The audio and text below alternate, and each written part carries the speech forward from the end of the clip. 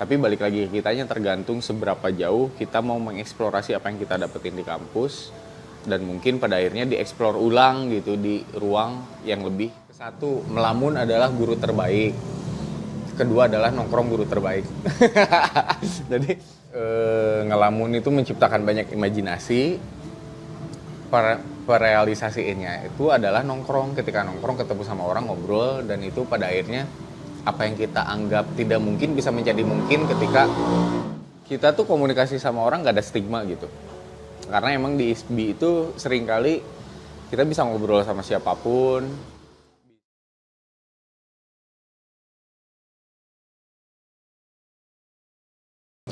Halo, nama saya Hari, pengabdian Maulana Yusuf, biasa dipanggil Hari Koy. Berkuliah di Institut Seni Budaya Indonesia Bandung saat ini. Kalau dulu tuh namanya masih Sekolah Tinggi Seni Indonesia. Karena dulu sebelumnya saya sempat berada di jurusan teater dulu. Terus kemudian pindah ke Karawitan, dan ketika berpindah ke Karawitan itu kampusnya sudah berubah nama menjadi Institut Seni Budaya Bandung Indonesia gitu. Institut Seni Budaya Indonesia Bandung. Jadi jurusannya dua, teater dan Karawitan.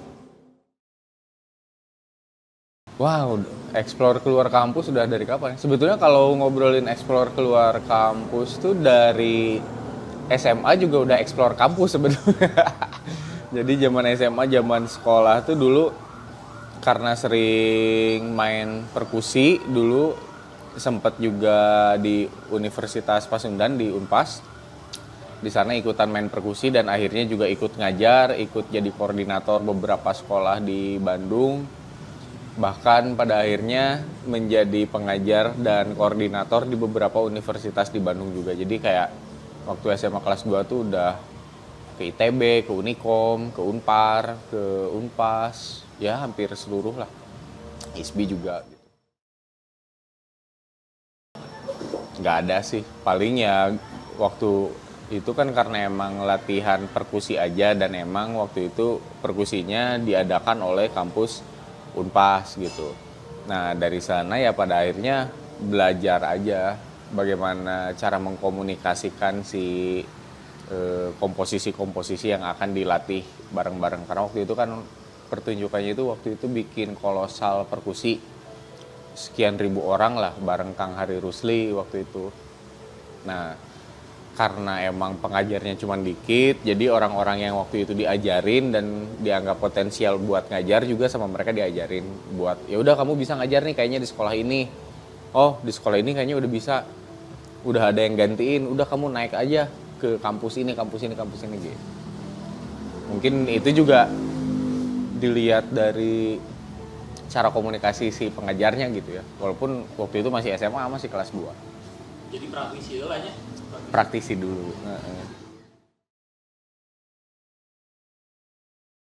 Kalau yang bawa keluar tuh apa ya? Sebetulnya kalau yang dibawa keluar dari ISBI tuh kebanyakan lebih ke kita tuh komunikasi sama orang gak ada stigma gitu. Karena emang di ISBI itu seringkali kita bisa ngobrol sama siapapun, bisa komunikasinya nggak harus juga ngelihat dia seragamnya apa dan lain-lain. Karena terbiasa juga, apalagi waktu zaman di teater gitu, terbiasa observasi karakter untuk menciptakan sebuah peran gitu dan lain-lain. Pada akhirnya ya sudah terbiasa aja ngobrol dengan orang-orang yang emang bisa dari berbagai lini lah gitu, maksudnya nggak harus dari stratifikasi sosial yang seperti apa minimal gitu, nggak ada. Nah itu menurut aku sih menjadi menarik karena emang di ISBI itu kitanya semuanya tuh friendly gitu. Karena kampusnya waktu itu kecil banget dan orangnya itu aja, pada akhirnya pasti terus ketemu, bakal terus ngobrol. Nah cara komunikasi itu yang juga pada akhirnya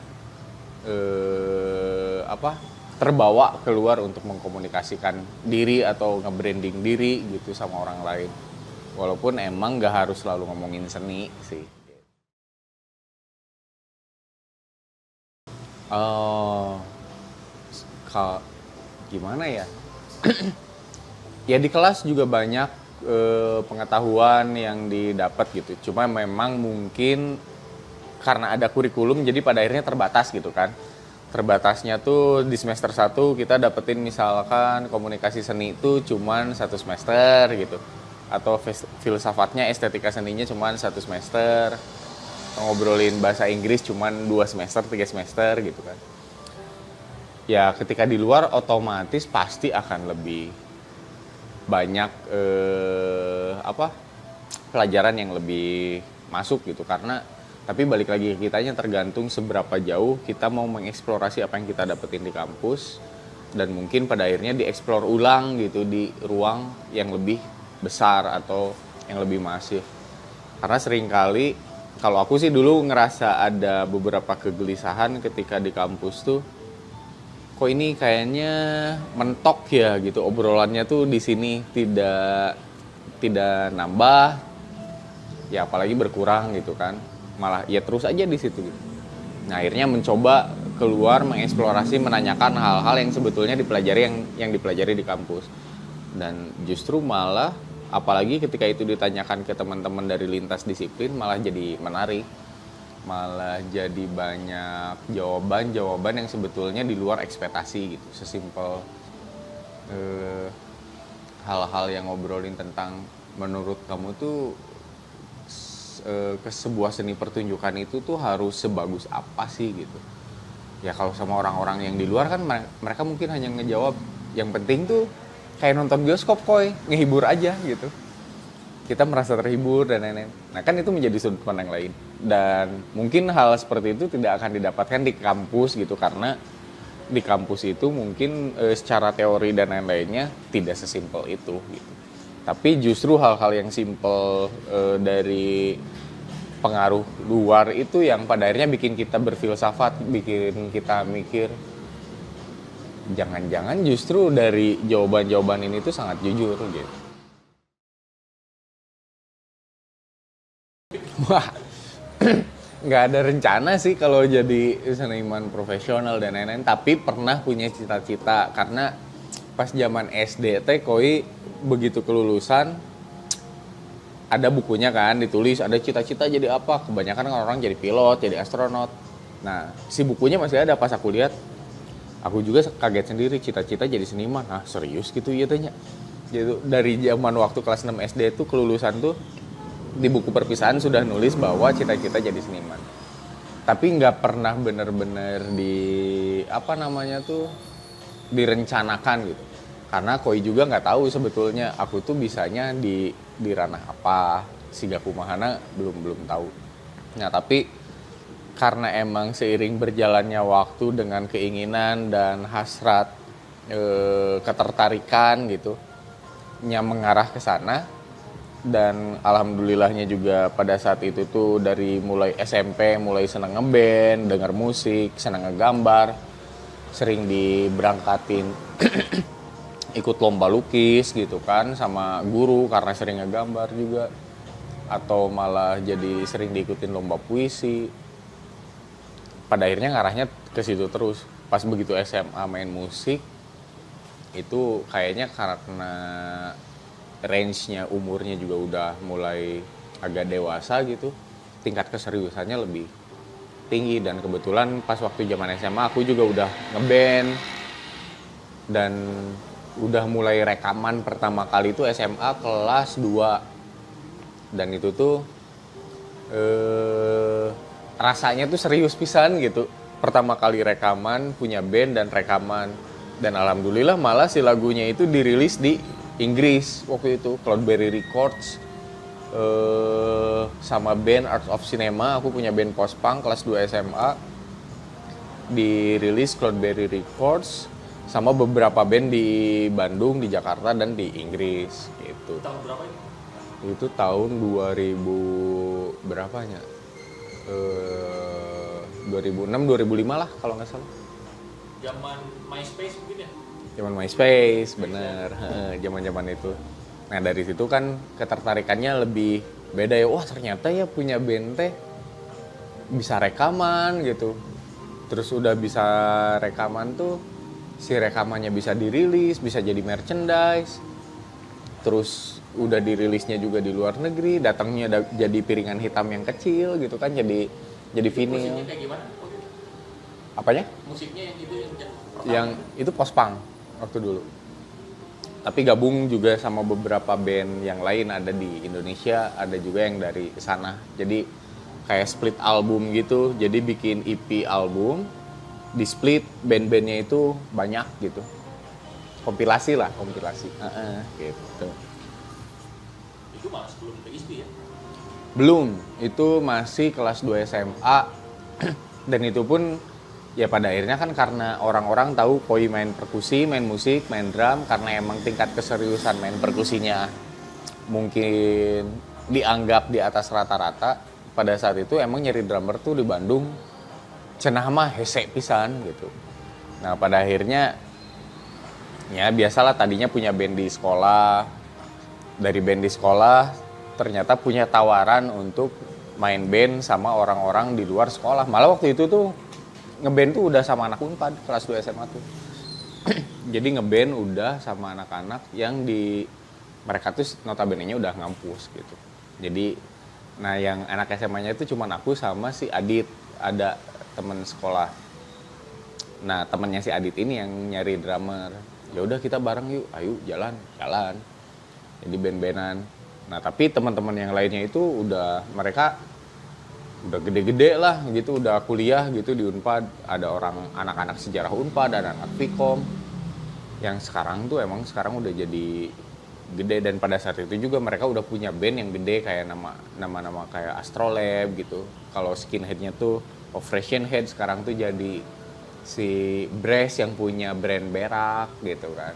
Dulu yang mereka si Brace ini tuh pada akhirnya dia yang sering bikin kolektif musiknya di Unpad.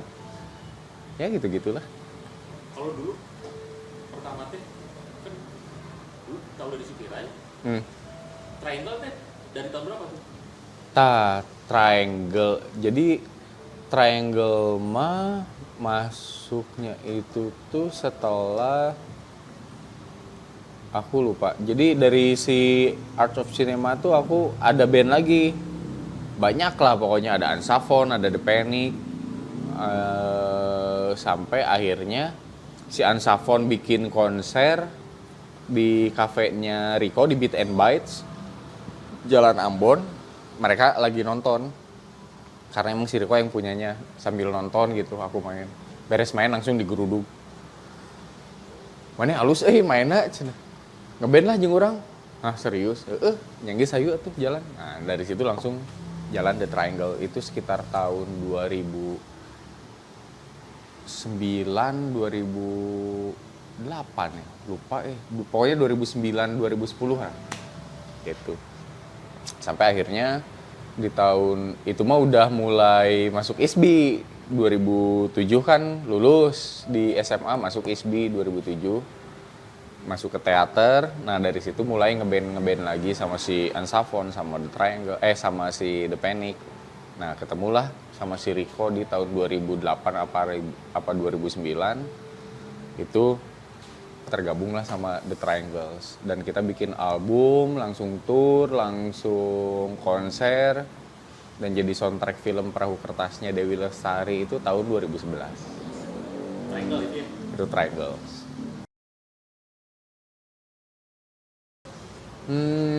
Kalau enak dulu enak sekarang kumaha ya? Dulu tuh justru sebetulnya banyak keterbatasan gitu. Kalau misalkan eksplorasi, tapi mungkin keinginan teman-temannya yang gede. Karena Koi aja dulu tuh pengen latihan main drum tuh, stick drumnya harus pinjam dulu ke tetangga di beda daerah gitu. Misalnya boga stick drum gitu, jalan dulu ke sana. Ketok heulai mana misalkan Mangeri gitu, Mangeri nya keluar naon nambut stick drum hoyong latihan. Nah jadi buat alat aja tuh dulu tuh minjem banget. Hampir semua orang juga pernah ngerasain itu. Aku sempat nanya sama beberapa temen yang emang ngeband dan sekarang udah besar-besar, dulunya ternyata juga sama gitu, era-era mau pinjem pedal, pinjem stick drum, pinjem gitar, pinjem pick gitar gitu, segala sesuatu pasti pinjem. Tapi sekarang sebetulnya emang enak-enak juga. Karena lamun ayeuna mah sebetulnya tuh anak-anak dibikin ke satu aksesnya ya pasti lebih mudah lah ya dengan internet dan lain-lain, cara nguliknya, mau nyari referensi musik tinggal pencet gitu, ting ting ting ting ada gitu. Cuman emang justru malah dengan nggak adanya keterbatasan, rasa penasarannya mungkin menjadi menurun. Berbeda ketika keterbatasannya banyak, kita malah makin bingung kan. Jir, dapetin musiknya dari mana? Nungguin MTV gitu. Malam-malam atau yang pagi-pagi gitu kan. MTV ampuh. Atau misalkan kita pergi ke Aquarius buat ngeliatin desain-desain musik, didengerin satu-satu. Kalau masih gak punya duit, perginya ke alun-alun di gigir jalan gitu kan, ke Cikapunung kemana, pokoknya mah diubek lah gitu. Sampai akhirnya nama-namana ditulis, terus bikin kadang dulu mah di alun-alun oge. Mang, tiasa tuh milarian band ieu bajakana aya tuh soalnya kasetna tuh mendak di mana-mana gitu. Nah, itu ternyata menjadi indah karena bukan hanya bagaimana kita mengeksplorasi apa yang kita pengen, tapi bagaimana justru kita tertarik pada awalnya terhadap sesuatu yang kita eksplorasi. Jadi kalau ngobrolin enak dulu atau sekarang, sebetulnya dua-duanya enak aja. Mungkin hanya perbedaan di masalah seberapa besar keinginan untuk mencari apa yang kita inginkan itu gitu. Nah, aku ngelihatnya sih kalau dulu tuh hampir semua anak-anak kalau misalkan pakai baju band kan, kalau sekarang mah disebut, kamu tahu nggak band ini, pasti dianggapnya polisi skena. Dan dulu mah polisi skena tegas aya gitu lah mau ditongkrongan. Bajuna metal misalkan, bajuna hardcore, ini bajuna emo gitu. Bro, ini mah tongkronganna indie pop, mana tong pakai baju eta. Tah, aya kayak gituan gitu. Ini tongkronganna grunge, mana tong pakai baju metal misalkan, atau sebaliknya. Ini mah tongkronganna punk, tong pakai baju grindcore gitu. Itu jadi menarik gitu. Jadi tongkrongan tuh pada akhirnya juga spesifik dengan mereka teh bener tahu apa yang mereka suka tuh die hardnya. Nah kan kalau mereka mah polisi skena ya dulu ada polisi skena gitu kan, pada akhirnya membuat orang-orang yang poser pada saat itu tuh jadi introspeksi diri. Cina orang digenggereukeun nya make baju ieu, nah orang teh teu meunang ngadayakeun musik ieu. Sebetulnya bukan enggak boleh. Orang-orang pada saat itu mungkin lebih berpikir bahwa nya mana lamun teu naon mana beuki band eta atau musik yang mana juga bebas-bebas aja, tapi lakukan sepenuh hati gitu, dengerin sing bener gitu, supaya referensinya juga kamu tahu sebetulnya teh si musik yang kamu dengerin teh sejauh apa keseniannya, artnya siapa yang bikin gitu. Jadi dulu sebenarnya cari referensi aja harus nongkrong ya. Kalau nggak nongkrong nggak berkembang ya. Susah ya, walaupun banyak kalau orang-orang yang emang mereka anggaplah secara ekonominya tinggi, mereka pasti udah punya parabola di rumah gitu, atau minimalnya kesininya mah Indovision lah gitu. Nah kan pasti secara referensi mereka lebih tinggi karena punya parabola, channel TV-nya lebih banyak. Kan kita mah nggak punya sebanyak itu, kadang nonton TV aja harus numpang ke tetangga gitu kan. Nah tapi salah satu yang paling penting itu ya nongkrong. Kalau nongkrong minimalnya kita bisa dapat referensi dari orang lain bahwa si musik ini tuh bentuknya seperti apa. Terus atau minimalnya bapak kamu punya koleksian CD apa atau kaset apa gitu. Nah itu yang pada akhirnya jadi referensi awal. Ya dulu majalah satu juga kan diputar-putar pinjem si Anu. Bener, kayak majalah fashion, majalah NME dulu makan yang dari Inggris tuh. Wah, NME tuh bener-bener harus diputar benaon we nya jero na teh gitu. Ya atau sesimpel kayak di sini di Bandung mah kayak Ripple gitu kan. Terus zaman-zaman kesininya mah Trax Magazine dan lain-lain. Jadi punya majalah-majalah itu teh. Tapi kalau zaman Trax mah orang-orang udah pada bisa beli lah gitu. Cuma kayak majalah-majalah musik internasional kayak NME yang kayak gitu-gitu ya udah pasti. Terus selain NME, anak-anak pasti beli juga majalah fashionnya si F yang itu gitu kan, biar mereka tahu referensinya si fashionnya si ini tuh kayak gimana ya gitu. Seru. Jadi kadang-kadang proses yang susah justru bikin komitmen lebih kuat mungkin ya. Iya, mungkin bukan ya karena keterbatasan pada saat itu pada akhirnya bikin mereka berpikir untuk nembus gitu kan. Jir terbatas ya, orang teh ngadaikeun musik misalkan di Inggris tapi belum ada internet, belum ada apa. Ya akhirnya harus nyari gitu. Sedangkan kita cuma dapatnya cuma 5 band nih. Gimana caranya ini bisa jadi 10 band gitu. Banknya tuh harus nambah terus gitu. Sampai temen aku yang anak-anak di Cimuncang itu pada waktu itu mah kan dia tuh si laptopnya tuh si komputernya tuh masih Windows gitu kan, DOS lah meureun dulu mah nu CPU na teh dihandap gitu. Disketnya masih yang gede. Tapi dia tuh udah nyimpen harddisk banyak banget. Sampai pas diklik teh itu bank data musiknya yang gak dimiliki sama semua orang ada di dia dari huruf A sampai huruf Z. Dan dia teh bener-bener ngumpulin si itu dari akhirnya ngobrol di MySpace, minta lagunya dan lain-lain semuanya disimpenin gitu. Udah lama explore gini, udah ngerasa maksudnya kalau di labelin profesional gitu, nggak sih? Gimana ya? Maksudnya kalau itu mah karena tergantung orang lain saja menilainya seperti apa. Karena pasti kan belajar mah nggak ada ujungnya gitu, kayak terus lagi apa yang dicari, apalagi yang dicari gitu. Semua perkembangan juga bakal terus berkembang, kayak si zaman juga sekarang teh terus berkembang gitu. Kayak sekarang malah bikin konser di Roblox gitu, teman-teman anjir Roblox ya lagi rame gitu. Artinya ada banyak hal yang mungkin kita lebih tahu, tapi ketika jalan atau zaman berkembang tuh kita ada yang terlewat juga gitu, ada yang malah kita nggak tahu. Nah, tapi kalau ngobrolin profesionalisme kan ya balik lagi tentang sejauh apa dan di ranah apa gitu. Kadang orang berpikir profesionalisme itu hanya di ranah industri aja, tapi kalau di ranah kesenian kan ada permasalahan konsistensinya, ada tanggung jawabnya, bagaimana etika kolaborasi gitu kan. Hal-hal itu yang seringkali terlupakan, etika kolaborasinya, terus apa namanya tuh tadi tuh kayak pertanggungjawabannya dari awal sampai akhir, konsistensinya, atau misalkan ngobrolin tentang intensitas latihannya dan lain-lain.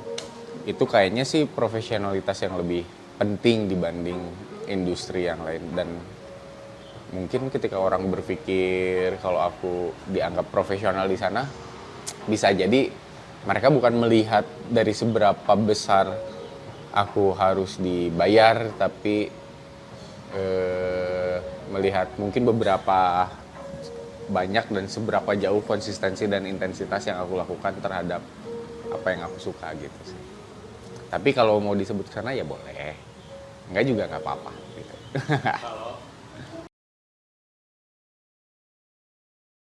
Karena kan kalau seringkali mungkin yang kau tahu kalau yang diajarin di kelas, baik itu manajemen pertunjukan dan lain-lain, kebanyakan itu profesionalitasnya tuh hanya diobrolin tentang bagaimana how to brandingnya saja dan juga how to sell-nya. Itu kedua hal itu emang sangat penting gitu. Tapi ketika emang proses perjalanannya, bagaimana intensitas itu dibentuk, bagaimana sebuah janji menjadi sebuah komitmen dan tanggung jawab yang pada akhirnya tidak boleh dilanggar seenaknya gitu kan. Bagaimana cara komunikasi dalam etika kolaborasi supaya emang pada akhirnya tidak merasa ada yang direndahkan ketika melakukan kolaborasi. Hal itu juga menjadi menarik. Atau karena kan kadang ketika kolaborasi karya tuh sesimpel gini aja, yuk kita latihan bareng kolaborasi ya. Pas latihan teh dengan Ki Hungkul gini. Nah itu tuh kayak hal yang seharusnya nggak perlu diucapkan oleh seniman. Ketika dia merasa profesional dengan intensitasnya dan dia percaya dengan proses orang yang diajak kolaborasinya, seharusnya kan itu menjadi sesuatu yang lain gitu. Tidak lagi ngan Ki Hungkul mah gampang, bukan gitu, tapi justru apa yang bisa dia lihat kelebihannya dari sana gitu. Nah kebanyakan etika kolaborasi itu tuh gugur di situ gitu, dari mulai cara komunikasinya, dari mulai cara penyampaian melihat karya orang lain dari kolaboratornya, kayak gitu. Rame-rame di perkusi itu waktu itu pokoknya yang bikin kolosal tuh 2000 orang kalau nggak salah, sama Kang Hari Rusli itu 2000 orang. Terus sempet juga bikin Braga Gandeng, sebraga dipenuhin. Waktu itu mah ada Magirif juga, ada banyak lah, ada Oseng kalau dari ISBI-nya. Tapi pada akhirnya ya si kolektif ini tuh terpecah, bikinlah kolektif lain. Kayak misalkan ya udah bikin kelompok perkusi yuk, kamu juga bikin deh, murid-murid Koi gitu, siapa dia bikin, kayak misalkan si Boga Sora apa. Jadi makin banyak lagi sebetulnya kolektifnya. Walaupun pada akhirnya secara personal tuh mereka tuh bisa main sendiri juga, menjadi solois tuh mereka tuh sangat mungkin. Tapi lebih banyaknya mereka bikin kelompok, karena main perkusi mah terkadang kalau sendiri mah jatuhnya kayak main drum gitu. Kalau sendiri tuh jadi juga solo drum, mereka harus ngapain ya gitu. Kayak gitu.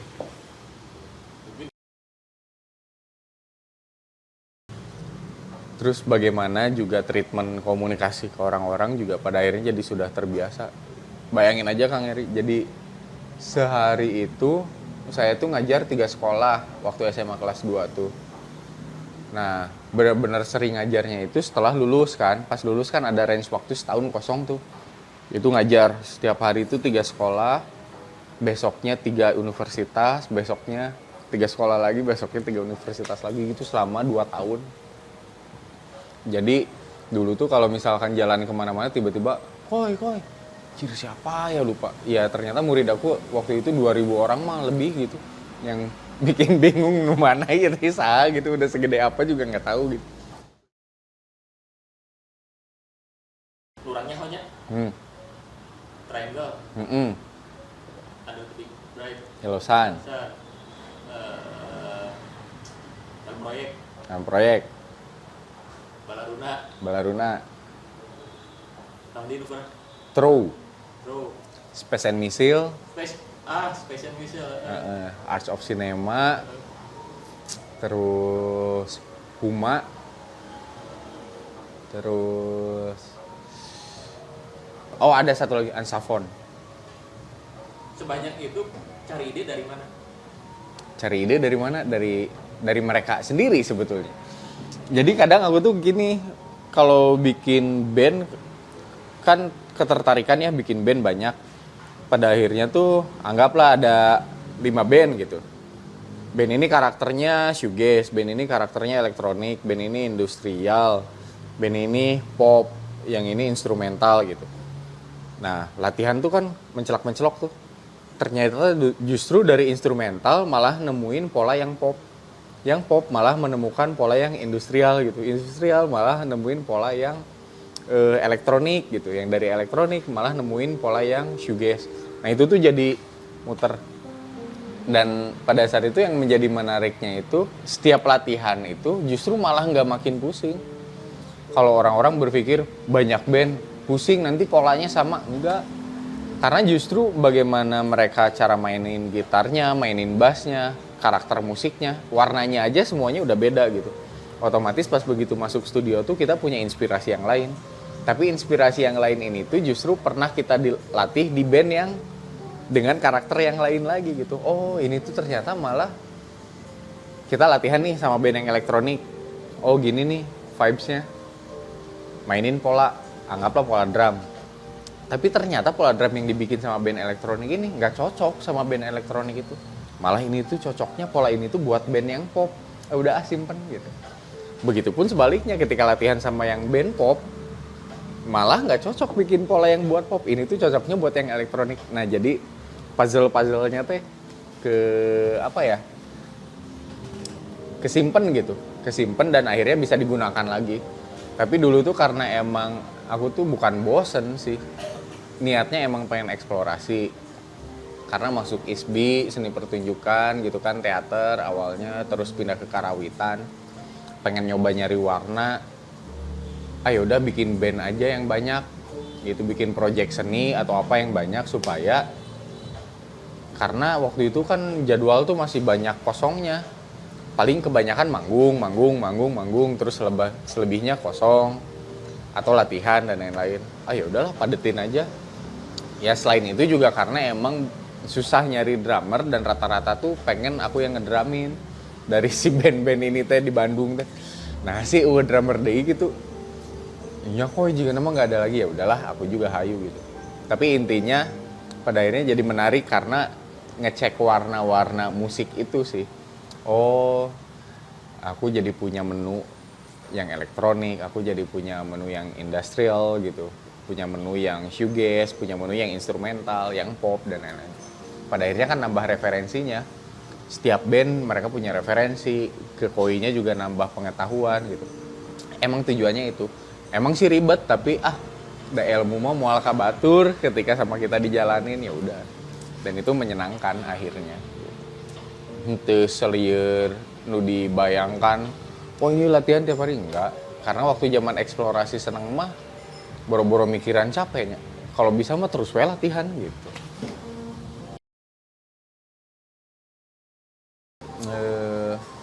Apa ya? Kalau dulu mah berawal dari ya panitia event lah ya, maksudnya kayak stage manager, show director gitu. Bahkan jadi konseptor si festival atau acara, jadi inisiator event atau inisiator kolektif. Pernah juga jadi generator movement, waktu itu bikin program-program movement. Pada akhirnya aku jadi generatornya yang nentuin mana movement-movementnya di Bandung. Terus kolektif di Bandung yang pada akhirnya bisa digabungin buat bikin kolektif lain gitu. Itu juga dilakukan. Generator si event atau bahkan sempet mengajukan beberapa kegiatan kayak pada akhirnya yang lintas atau multidisiplin. Waktu itu kayak bikin pameran seni rupa atau kayak festival kontemporari yang emang semuanya juga ada di sana. Banyak banget sih. Atau bikin proyek seni, bikin kolektif juga sama teman-teman. Kayak di ISBI itu bikin sama anak-anak musik turn gitu. Ada juga dari alumni-alumninya bikin kolektif lab. Ada juga di tempat-tempat yang lain, misalkan bikin Go Ahead People Bandung misalkan. Terus kayak misalkan bikin juga dulu tuh lupa namanya, ide apa gitu. Jadi dulu aku bikin kolektif juga buat bikin presentasi tentang siapapun untuk nyeritain ide-idenya gitu. Dulu itu udah pernah aku lakuin tahun 2013-an lah, 2014 gitu. Apa ya namanya? Ide, ya gitulah. Ideolek. Bikin ideolek. Jadi segala sesuatu tentang ide itu bisa diutarakan di sana. Wah, banyak banget. Karena emang dari zaman SMA, zaman SMP itu sebetulnya aku ternyata emang seneng berkomunal gitu. Sangat sosial banget sama teman-teman. Sesimpel zaman dulu tuh sering main MIRC chat gitu kan. Kalau orang-orang kan ASL please gitu kan. Mereka tuh cuma nyari jodoh kebanyakan. Kalau aku bikin grup, misalkan British World Bandung gitu. Jadi semua yang masuk ke grup itu tuh ngobrolin tentang musik-musik British gitu. Misalkan ngobrolin kamu punya referensi musik apa? Ini ada ini. Jadi dulu mah kayak Yahoo Messenger. Aku mah nggak dipakai buat nyari pacar gitu dulu teh. Justru bikin grup di Yahoo Messenger. Ngobrolinnya tentang apa? Tentang rubrik film. Pokoknya referensi film yang bagus di sini ya. Jadi pada akhirnya tuh sering melempar segala sesuatu yang aku bikin penasaran ke publik. Karena kalau terus dipikirin sendiri kan pusing. Nggak usah bikin grupnya gitu. Bikin grupnya supaya emang semuanya ngumpul di sana gitu. Bikin satu platform gitu. Nah SMA tuh aku punya aku baru ingat, aku punya Brit World Community, Brit World Community gitu, British World Community. Itu anak-anak SMA Pasundan 2 yang awalnya diinisiasi sama aku, nongkrongnya di Dago, di depan Dapla. Tiba-tiba lama-lama karena ngelihat stylish teman-teman dengan baju band dan lain-lain, banyak yang nongkrong di situ. Padahal kita masih SMA kelas 2, tapi ikut nongkrong ke kita itu anak Stieb, anak Unisba. Pokoknya malah anak-anak kampus ikut ke kita, padahal yang bikinnya anak SMA, inisiatornya gitu kan. Tapi karena emang kitanya dibikinnya di MIRC dan lain-lain, mereka malah tertarik aja dan tidak melihat kita sebagai anak kecil gitu. Tapi dan mereka juga wah salut gitu ke lingkaran teman-teman aku yang bikin si Brit World Community ini, karena marahnya itu budak SMA tapi ini referensinya aredannya sampai sejauh ini. Ya karena kitanya sering ngobrol, kitanya sering ngebuka pembahasan di chat gitu, di grup dan lain-lain.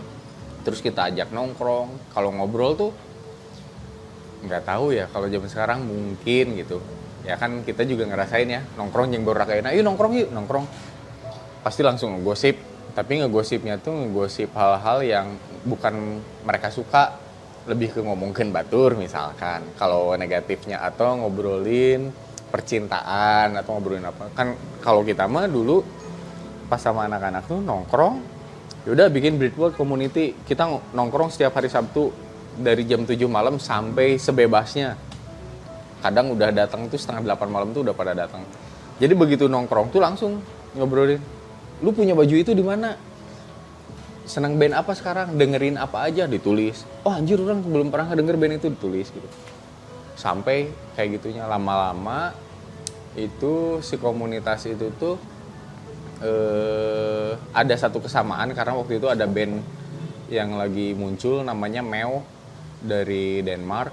Nah si band ini tuh kita bikin tribute-nya, bikin Tribute of Mew di Skor di mana itu tuh, di Ciwok waktu itu. Sama anak-anak itu bikin dan lain-lain, ya akhirnya berjalan. Yang tadinya cuman gitu doang, akhirnya mulai ketertarikannya kita lebih serius, yuk kita bikin aja acara biar kita dapat duit juga di sana. Ya udah bikin acara, dapat duit, bikin merchandise dan lain-lain. Walaupun sampai akhirnya malah si komunitas itu teh makin gede lagi, dari bikin karena kita suka satu band, anak-anak malah bikin, udah kita bikin aja fanbase untuk si band ini, namanya Frangers gitu. Si Frangers ini jadi gede, sekarang jadi se-Indonesia malah dipegang sama anak-anak. Nah si bandnya tapi baru bubar tahun ini bandnya baru bubar gitu. Tapi dulu tuh Meo sering diundang ke Indonesia gara-gara di Indonesia ada namanya Frangers Indonesia, dan itu yang bikin anak-anak. Itu keren sih.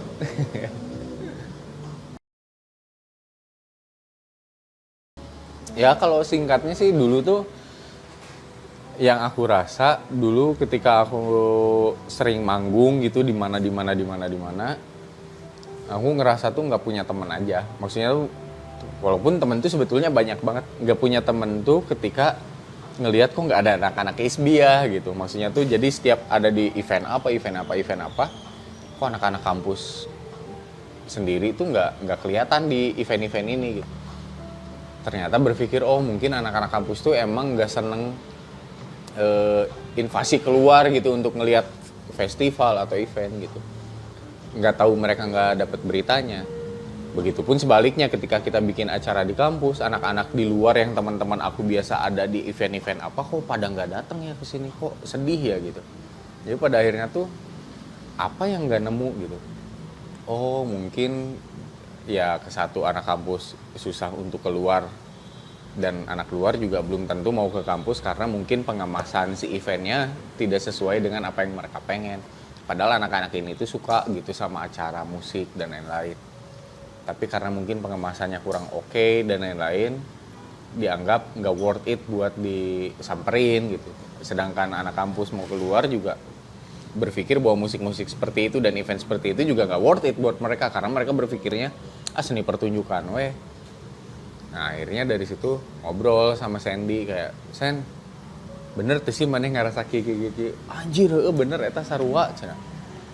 Terus orangnya ngerasa gini, Sen, setiap anak-anak di sini bikin project seni, khususnya musik, jarang yang punya album, gue bilang. Bahkan sampai pendahulu-pendahulu kita juga yang ditanya, kalau ditanya perihal album, mungkin nggak semua punya, aku bilang. Ya oke, yuk kita mulai kembangkan itu yuk. Maksudnya tuh kita tularkan itu, tapi dimulai dengan apa yang kita punya. Naon, yang geus we sadi keur nyieun band kan Parahiena eta we gas. Tapi sebelum itu berjalan, kita bikin kolektifnya, aktivasinya, yaitu kita bikin apa? Bikin apanya? Awalnya mah turn music awalnya mah. Naonnya putar musik. Geus we gampang music turn we gitu. Ya udah dibikin lah si musik turn itu. Dan itu diobrolin sama teman-teman bahwa bagaimana musik turn ini menjadi platform pertemuan antara sisi luar dengan sisi dalam, ataupun begitu sebaliknya, sisi dalam dan sisi luar. Tapi si platform ini dibikin agar terjadi pertemuan dan terjadi kolaborasi di kemudian hari gitu sebetulnya.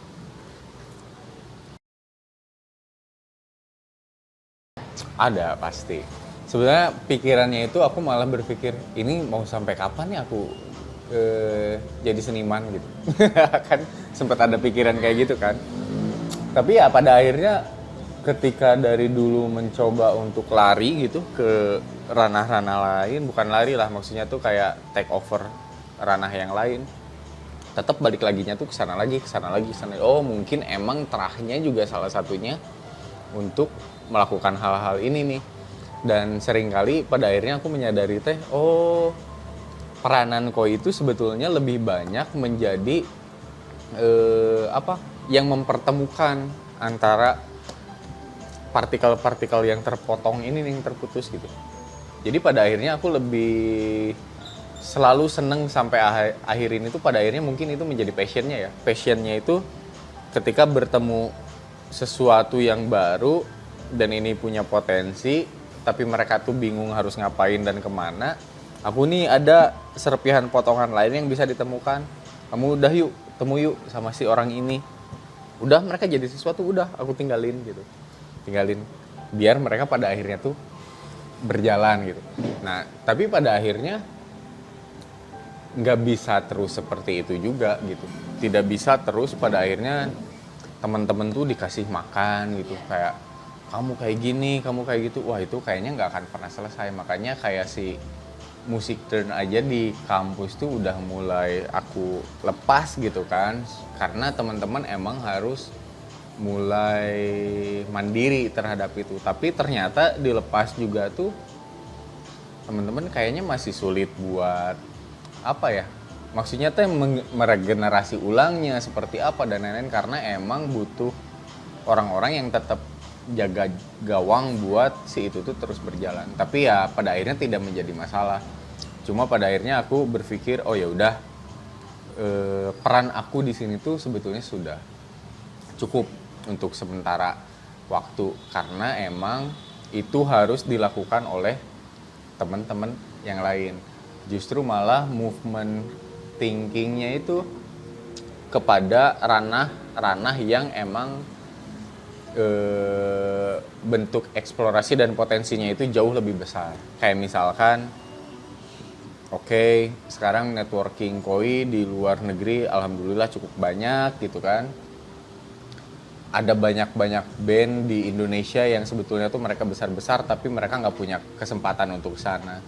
Nah pada akhirnya ya udah, kolektif yang ini aja, bagaimana kita mencoba menginvasi kelompok-kelompok ini dengan networking yang aku punya untuk bisa melakukan invasinya ke ranah-ranah yang lebih besar lainnya gitu. Nah tapi kalau untuk yang kolektif-kolektif kecil, pada akhirnya Koi juga nggak terlalu berpikir untuk terus lagi yuk dihidupin lagi, kayaknya udah selesai sih. Kalau untuk itu sudah tidak terlalu dipikirkan, walaupun emang beberapa kali ketemu teman-teman kayak ya udah yuk, dikasih lah kompor dikit, dikasih nih, ini dikasih api dikit, kamu bikin apa. Cuman kalau Koi sekarang berpikirnya adalah bentuk movementnya yang jauh lebih besar, dan karena emang range kebutuhan si movementnya juga kayaknya ada banyak kolektif yang pada akhirnya membutuhkan juga peran koi secara tidak langsung di titik-titik tertentu gitu.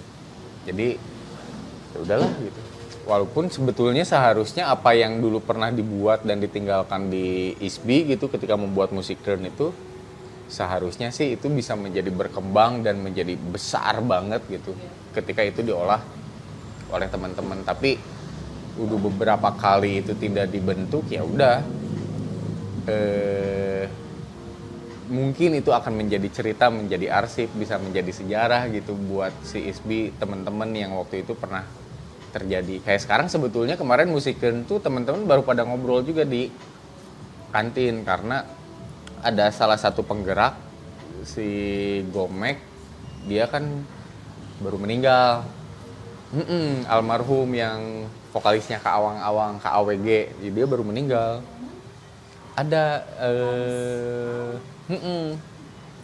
Gomek yang rambutnya panjang baru meninggal 2 minggu yang lalu lah gitu. Nah anak-anak kemarin tuh ngumpul terus kita mau bikin sesuatu termasuk charity buat itu. Walaupun tadinya anak-anak tuh udah nggak mau lagi bikin musik turn, udah biar anak-anak yang baru aja.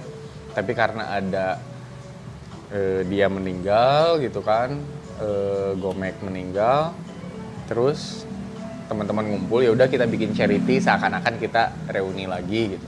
Dan nanti yang main juga masih teman-teman, tapi lebih banyak teman-teman yang baru, termasuk yang waktu itu pernah ke Perpus si itu dia kan nama bandnya tuh apa ya kemarin tuh, itulah dia rencana juga mau diajak main gitu kan. Terus siapa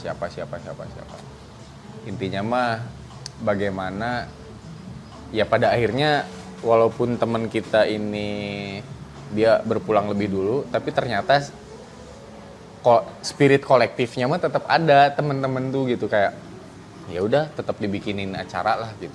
Nah spirit kolektifnya ini yang mudah-mudahan yang nanti terakhir ini tuh bisa apa namanya tuh meregenerasi lagi ke anak-anak yang baru. Dan sama anak-anak dikasih tahu semalam kayak kita anak-anak udah mulai izin ke kampus tanggal berapa dan lain-lain, biar dikasih tahu juga ke anak-anak, bro kalau bikin acara itu sebrong-brongnya itu nggak boleh ngasal, tetap harus izin ke kampus, sound system tetap harus bagus, konsumsinya tetap enak, kalau bisa dikasih merchandise dan dibagi-bagi ke penonton gitu kan. Hal-hal yang kayak gitu, safety prosedurnya juga harus ada. Walaupun emang ini semuanya pasti butuh budget gitu, ada budgeting. Gimana caranya? Ya nanti di event ini akan kita jalankan lagi. Nah kayaknya anak-anak, mumpung kebetulan juga anak-anak baru-baru pada masuk, nah itu mau dibikin sama teman-teman. Nah siapa tahu itu bisa jadi apa ya, stimulan lagi gitu buat teman-teman yang baru gitu.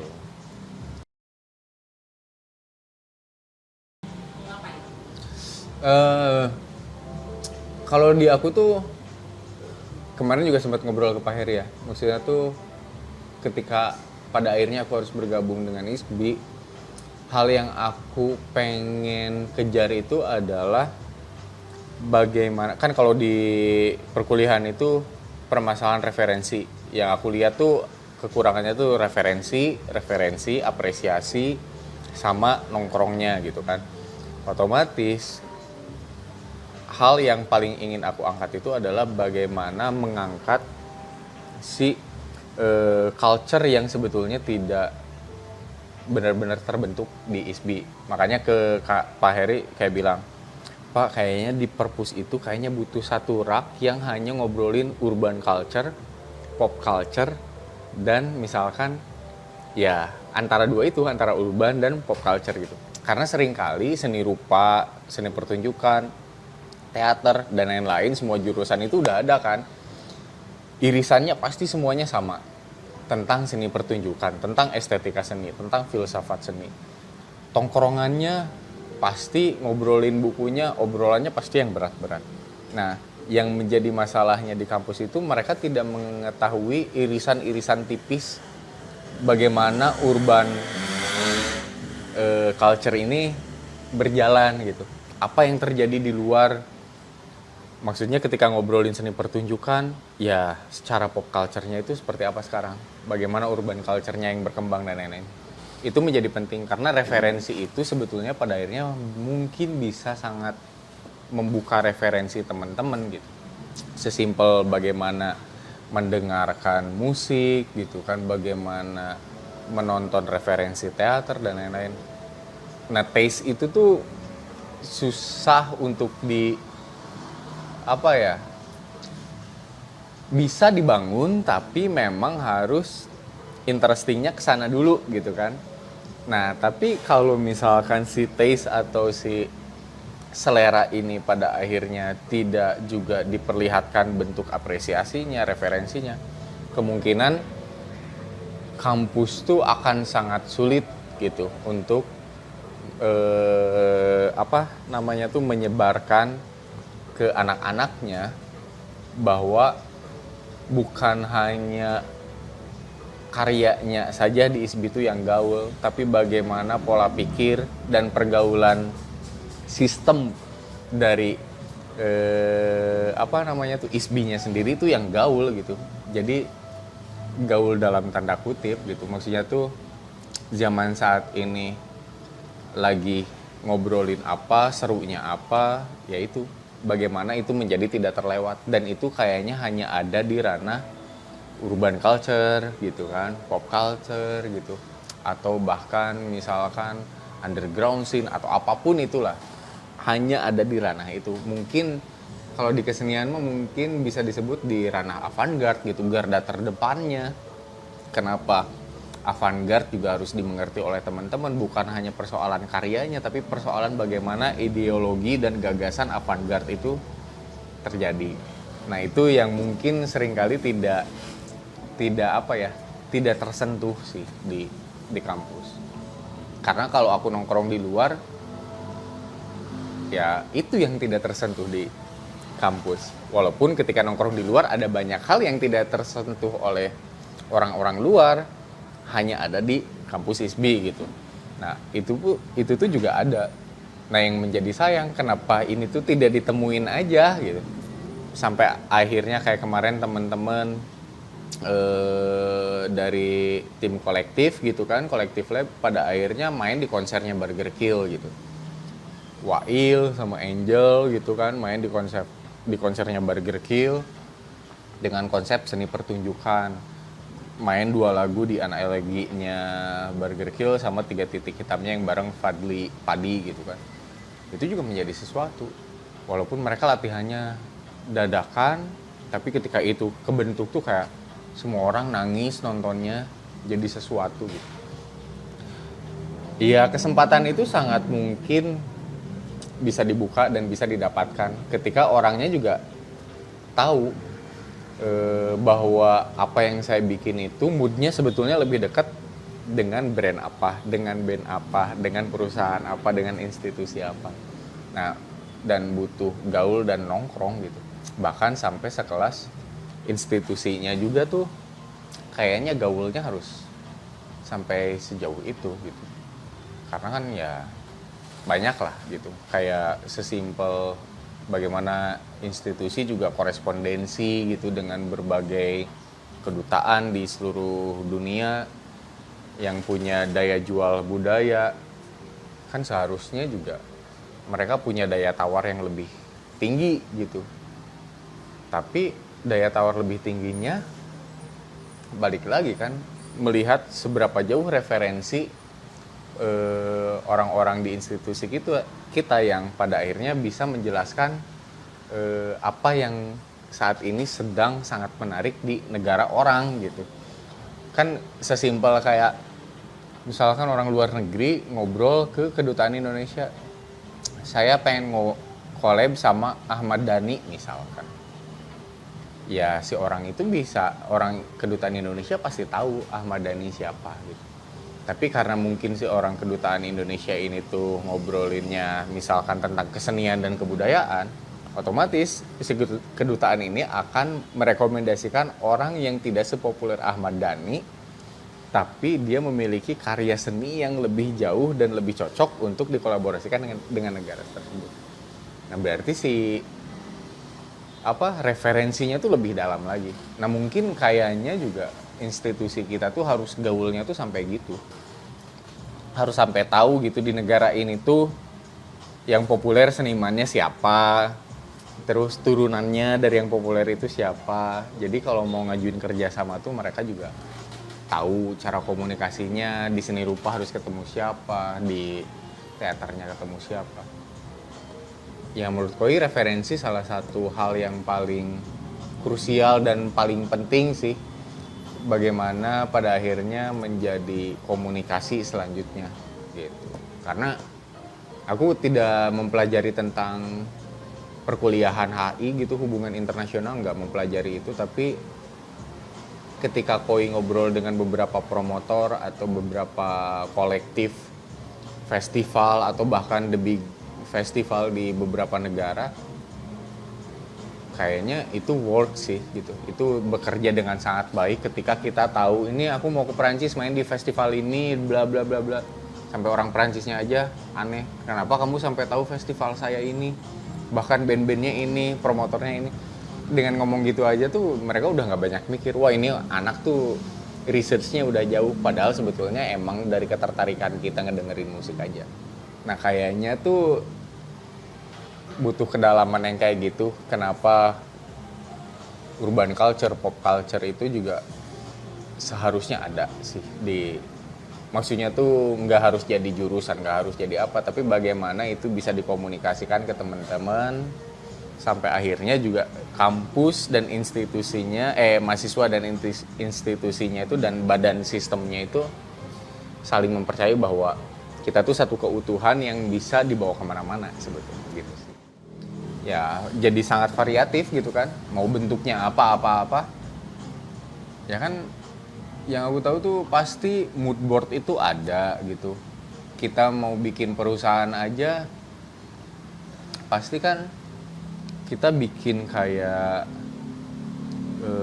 keywordnya gitu, mood board dari keywordnya itu apa dan lain-lain. Istilahnya kayak misalkan aku bikin, anggaplah perusahaan yoga gitu, ngobrolin tentang meditasinya yang tentang apa gitu, dengan misalkan keywordnya perenungan, otomatis semua gambar, tulisan, tipografi, mood board apanya semuanya ngacu ke perenungan gitu. Musik yang akan dibuat itu perenungan. Nah sekarang tuh anak-anak muda udah mulai, anak-anak kampus ISBI, aku ngeliat kayak tiba-tiba diem, ada yang pakai baju Gojira gitu. Oke. Sebelah sini datang lagi secara anak lihat pakai baju The Smashing Pumpkins gitu. Oke.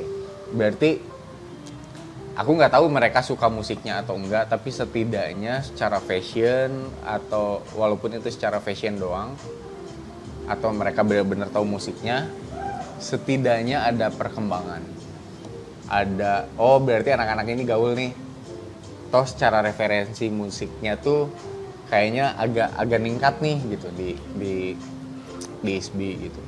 Bisa dilihat dari sana sih sebetulnya. Dan itu harusnya menarik lah ya. Cuma aku nggak tahu itu tuh mereka tuh yang pakai itu tuh anak karawitan kah, film kah, atau apakah? Koi nggak tahu karena nggak nanya. Biasanya sih kayaknya kalau nggak seni rupa, film gitu kan, atau teater.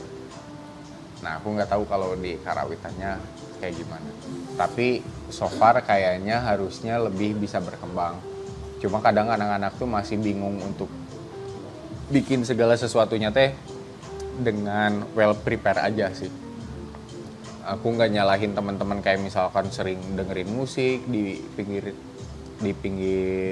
kantin atau di mana gitu. Cuma aku bilang next time tuh kalau mau kayak gitu tuh nggak jadi masalah, tapi kayak harus well prepare aja gitu. Kalau emang cuman dengerin kayak gitu mah ngapain gitu.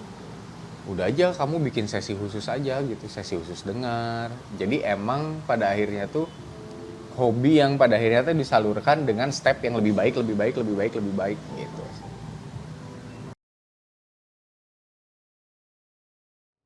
Wah gila sih, itu mah penting banget.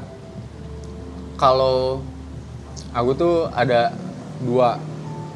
Ke satu, melamun adalah guru terbaik. Kedua adalah nongkrong guru terbaik. Jadi kalau kau itu guru terbaik tuh kalau nggak ngelamun ya nongkrong gitu. Terus ngobrol. Karena ngelamun itu menciptakan banyak imajinasi. Perealisasiinnya itu adalah nongkrong. Ketika nongkrong ketemu sama orang, ngobrol, dan itu pada akhirnya apa yang kita anggap tidak mungkin bisa menjadi mungkin ketika anjir urang teh yang nyieun kurupuk gitu, simpelnya mah gitulah. Tapi orang ngan boga duit jeung teu bisa masak. Ada Kang Heri misalkan. Geus deukeun ku urang beulikeun. Urang nu masakna. Nah, sesimpel merealisasikan itu aja tuh itu buat Koi mah berarti gitu. Jadi kayak berawal dari imajinasi dan kemudian realisasikan dari nongkrong dan ngobrol itu menjadi sangat penting karena selama ini Koi juga bisa keliling dunia gara-gara nongkrong gitu. Dulu mau bahasa Inggris nggak bisa, tiba-tiba ngobrol asal dan lain-lain, ketemu orang-orang gitu, bahkan punya sahabat yang dulunya nongkrong terus di Bandung selama setahun setengah terus nongkrong gitu, dari nggak bisa bahasa Inggris sampai bisa bahasa Inggris bareng, ngobrol, punya mimpi bareng, punya berani berjanji kalau saya akan datang sana gitu. Sampai akhirnya sekarang aku dibeliin rumah sama sahabat aku yang di Belanda ini gitu. Jadi tiap ke Belanda mah udah aku mau punya rumah gitu. Nah itu tuh kayak anjir, mimpi ini tuh nggak pernah terbayangkan dulunya, tapi gara-gara dari nongkrong aku malah jadi punya keluarga yang lain gitu, malah jadi punya ini.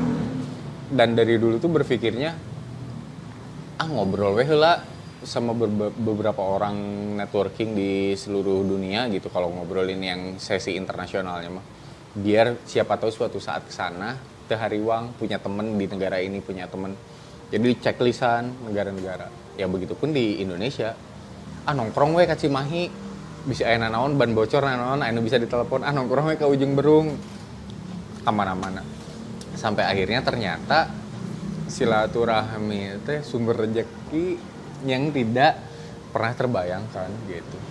Ya alhamdulillah jalan aja gitu. Tapi nongkrong sebagai bentuk kolektivitas yang baik untuk menciptakan sesuatu, ya bahkan untuk tidak menciptakan sesuatu juga nggak apa-apa. Kadang kita butuh nongkrong sama temen yang tidak harus menciptakan apa-apa kan, cuman butuh ditemenin doang buat ngopi, buat ngobrol gitu. Bahkan ada juga teman-teman yang punya energi untuk tidak membuat apa-apa dengan kita, dia hanya butuh nongkrong nemenin kita untuk kita tuh bisa lebih berpikir. Ada yang kayak gitu. Tapi ketika dulu banyak yang nanya ke Koi kenapa kamu banyak temennya, banyak kenalannya dan lain-lain, kumaha carana hayang bisa siga Koi dan lain-lain, aku selalu bilang kamu pengen kayak Ji, lamun ku urang diajak nongkrong tong nolak, udah gitu. Karena apa, aku tuh nggak akan ngenalin kamu atau nggak akan bisa tiba-tiba ngasih tahu kamu gini-gini. Kamu cuma datang ke sini, bro nongkrong yuk di sini. Ketika aku ngajak nongkrong kamu, artinya aku merasa ada potensi kamu yang bisa aku spill dan bareng sinergikan dengan teman-teman di tongkrongan ini. Aku cuma tinggal ngobrol ini, misalkan si Udin ini fotografer, videografer. Nah, ya udah, biarkan nanti anak-anak mengalir. Wah saya tuh butuh mang kangge bikin video klip. Ya udah selesai. Mereka jalan aja. Nanti terus berjalan menemukan kolektifnya yang lain. Tapi kalau misalkan teman-teman itu terlalu terlena dengan nongkrong di kampus, ya susah. Ketika emang hanya nongkrong di satu tempat gitu dan tidak berpindah ke tempat yang lain, pada akhirnya tidak akan sulit menemukan dunia yang lain gitu. Pada akhirnya emang harus keluar dulu ngeliat, ternyata ya tempat kita teh cuman segede gini gitu. Gitu kan.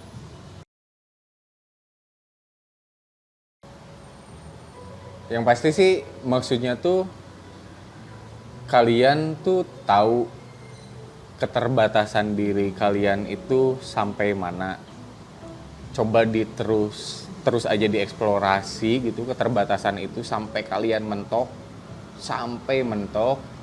cari lagi sampai akhirnya justru kalian menemukan sesuatu yang tidak pernah kalian pikirkan. Dan ketika nanti sesuatu itu ditemukan dan pada akhirnya itu tidak diamini atau hanya dikritik sama orang lain, jangan pernah percaya sama orang itu. Percayalah kalau memang kamu menemukan apa yang kamu ingin temukan. Seringkali kita menemukan sesuatu yang terpendam di dalam diri kita dan itu dipotong oleh orang lain, kita malah kehilangan lagi apa yang kita inginkan. Tapi di saat kita mengetahui apa yang kita inginkan itu terus kita cari dan kita mengetahui bahwa itu benar-benar apa yang kita inginkan, dengan kamu terus melakukan itu tanpa memikirkan banyak omongan dari orang, biasanya nanti kamu akan menemukan sesuatu yang luar biasa gitu.